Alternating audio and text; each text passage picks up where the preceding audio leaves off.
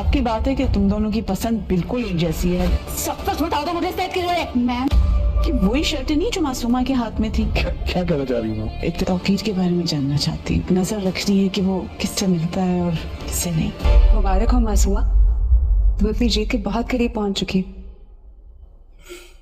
रिहाम के रवैये में कुछ। नाज़रीन, ड्रामा सीरियल बिस्मिल की आने वाली एपिसोड में आप देखेंगे कि रिहाम का शक यकीन में बदल चुका है। कुछ ना कुछ गड़बड़ तो ज़रूर है। तोकीर जैसे ही घर वापस आएगा, उसने वही शर्ट पहनी होती है जो मासूमा ने माल में से ख़रीदी होती है, और रिहाम ने वही शर्ट मासूमा के हाथ में देखी होती है। वो तोकीर को वही शर्ट पहने हुए देखकर बहुत ज़्यादा हैरान हो जाती है और तोकीर से सवाल करती है, ये तो वही शर्ट है जो मैंने मासूमा के हाथ में देखी थी। तोकीर जैसे ही रिहाम के मुंह से ये बात सुनेगा, उसको बहुत बड़ा धचका लगेगा।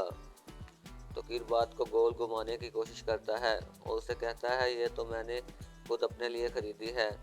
रिहाम भी कोई मासूम बच्ची नहीं होती, इससे भी शक हो जाता है। इसलिए वो तोकीर साहब से कहती है, ये भी बहुत बड़े इत्तेफाक की बात है, तुम्हारी और मासूमा की पसंद काफ़ी मिलती जुलती है।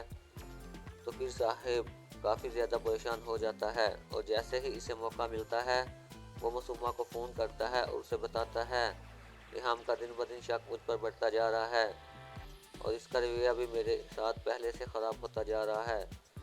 मासूमा उसे तसल्ली देती है और उसे कहती है, तुम्हें टीचने की ज़रूरत नहीं है, ऐसा कुछ भी नहीं होगा, रिहाम को भी हमारे बारे में मालूम नहीं होगा।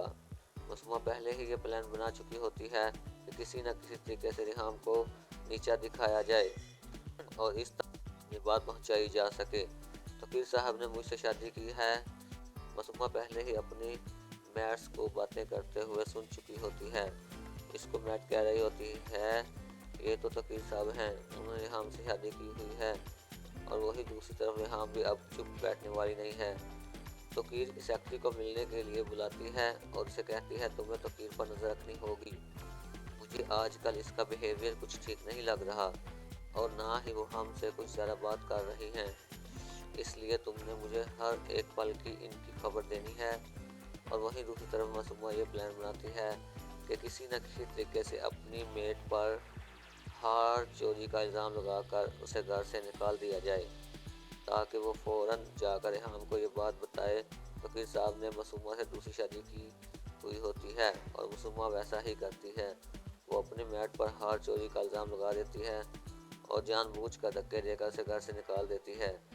मैट को अपनी बेइज्जती का बदला लेना होता है, इसलिए वो रिहाम के पास जाती है और उसे कहती है, मैंने आपसे बहुत ज़रूरी बात करनी है, मेरी बात पर आपको यकीन नहीं आएगा, लेकिन ये बात सुनने के बाद आपके पाँव तले से ज़मीन निकल जाएगी। मैट उसे सारी हकीकत बताती है। तोकीर साहब ने मासूमा से दूसरी शादी की हुई है और अपने दूसरे घर में उनको रिहाइश पजीर रखा